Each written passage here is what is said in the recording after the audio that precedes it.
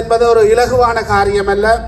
இவ்வளவு பெரும் திரளான எங்களுடைய உறவுகளை இந்த இடத்திலே ஒருங்கு திரட்டுவதற்கு இவர்கள் இரவு பகலாக பல்வேறு அசௌகரியங்களை எதிர்கொண்டு, நெருக்கடிகளை எதிர்கொண்டு, பல இரவுகளை தூக்கமின்றி கழித்து இந்த மிகப்பெரிய ஒழுங்கமைப்புகளை செய்திருக்கிறார்கள்.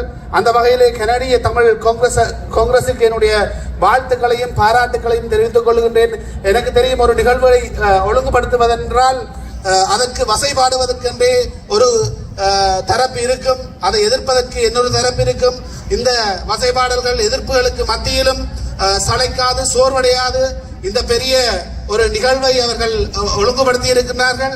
அவர்களுக்கு என்னுடைய நன்றிகளையும் பாராட்டுகளையும் வாழ்த்துக்களையும் நான் தெரிவித்துக் கொள்கின்றேன். உண்மையிலே எங்களுடைய தமிழ் உறவுகளிடம் நான் ஒரு வேண்டுகோளை இந்த சந்தர்ப்பத்திலே விடுக்க வேண்டும் என்று நான் விரும்புகின்றேன். ஒன்று, தமிழீழ விடுதலை புலிகளுடைய தலைவர் திரு மேதகு வேலுப்பிள்ளை பிரபாகரன் அவர்கள் இறுதியாக சொல்லிய ஒரு விடயம், இந்த உரிமை போராட்டத்தை கொண்டு செல்லுகின்ற பணியை புலம்பெயர்ந்த தேசத்தவரிடம் நான் விட்டு செல்லுகின்றேன் என்கின்ற ஒரு வார்த்தையை அவர் இறுதியாக உங்களிடம் தெரிவித்திருக்கிறார். உங்களிடம் ஒரு மிகப்பெரிய பணி ஒப்படைக்கப்பட்டிருக்கிறது. அந்த பணியை மிக சிறப்பாக நீங்கள் செய்து முடிக்க வேண்டும் என்ற ஒரு உரிமை கோரிக்கையை அன்போடும் உரிமையோடும் நான் உங்களிடம் வைக்கின்றேன். தயவு செய்து இன்று எங்களுடைய புலம்பெயர்ந்த தமிழ் தேச உறவுகளை நோக்கி இலங்கை அரசாங்கம் கை நீட்டுகிறது. எங்களுடைய கால்களிலே, உங்களுடைய கால்களிலே அவர்கள் வந்து விழுகின்றார்கள், தங்களுடைய பொருளாதாரத்தை உயர்த்தி நிற்க வேண்டும் என்று. அந்த அளவிலே உலகம் முழுவதிலும் பலம் பொருந்தியவர்களாக, பொருளாதார பலம் மிக்கவர்களாக எங்களுடைய தமிழ் உறவுகள் உலகம் முழுவதும் பரவி வாழ்ந்து கொண்டிருக்கின்றார்கள்.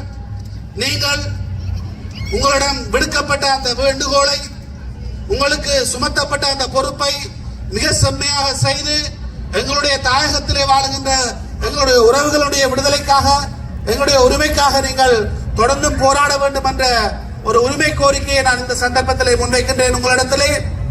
உங்களிடத்திலே நான் இன்னும் ஒரு கோரிக்கையும் நான் முன்வைக்கின்றேன். எனக்கு ஒரு சிறிய சந்தேகம் இருக்கிறது.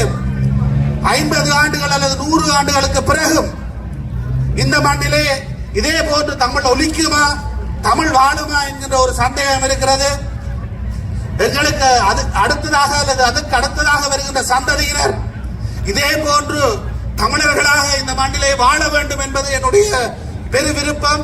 அது கட்டாயமாக நிகழ்ந்து வர வேண்டும். எவ்வாறு இலங்கையுடைய தமிழர் தாயகத்திலே நாங்கள் சந்ததியாக வாழ்கின்றோமோ, அதே போன்று எவ்வாறு தமிழகத்திலே வாழுகின்றோமோ, அதே போன்று இங்கும் எங்களுடைய உறவுகள் தமிழர்களாக வாழ வேண்டும். அந்த உரிமை கோரிக்கையை முன்வைத்துக் கொண்டு விடைபெறுகின்றேன். நன்றி.